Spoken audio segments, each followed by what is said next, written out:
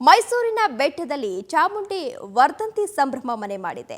ಇಂದು ಮುಂಜಾನೆಯಿಂದಲೇ ದೇವರಿಗೆ ವಿಶೇಷ ಪೂಜೆಯನ್ನು ಸಲ್ಲಿಸಲಾಗ್ತಾ ಇದೆ.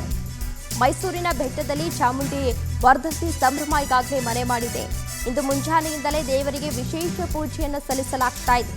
ಆಷಾಢ ಮಾಸದಲ್ಲಿ ನಡೆಯುವಂತಹ ಚಾಮುಂಡಿ ವರ್ಧಂತಿ, ಚಾಮುಂಡಿ ಭಕ್ತರಲ್ಲಿ ಮನೆ ಮಾಡಿದೆ ಈಗಾಗಲೇ ಸಂಭ್ರಮ. ಬಗೆ ಬಗೆಯ ಹೂಗಳಿಂದ ಅಲಂಕಾರವನ್ನ ಮಾಡಲಾಗಿದೆ. ಪೂಜೆ ಪುನಸ್ಕಾರವನ್ನು ನಡೆಸ್ತಾ ಇದ್ದಾರೆ. ರಾಜ್ಯ ಹೊರ ರಾಜ್ಯಗಳಿಂದ ಭಕ್ತ ಸಾಗರ ಈಗಾಗಲೇ ಹರಿದು ಬಂದು ಚಾಮುಂಡಿ ದೇವಿಯ ದರ್ಶನವನ್ನ ಪಡಿತಾ ಇದ್ದಾರೆ.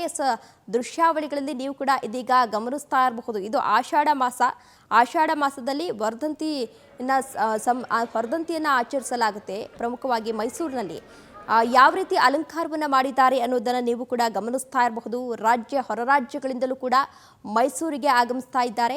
ಇನ್ನು ಯಾವುದೇ ರೀತಿ ಅಹಿತಕರ ಘಟನೆ ಆಗಬಾರದು ಅಂತ ಹೇಳಿ ಸಾಕಷ್ಟು ಪೊಲೀಸರನ್ನ ಈಗಾಗಲೇ ನಿಯೋಜನೆಯನ್ನ ಮಾಡಲಾಗಿದೆ. ಜೊತೆಗೆ ಬರುವಂತಹ ಭಕ್ತರಿಗೆ ಪ್ರಸಾದದ ವ್ಯವಸ್ಥೆಯನ್ನ ಕೂಡ ಮಾಡಲಾಗಿದೆ ಅಲ್ಲಿ.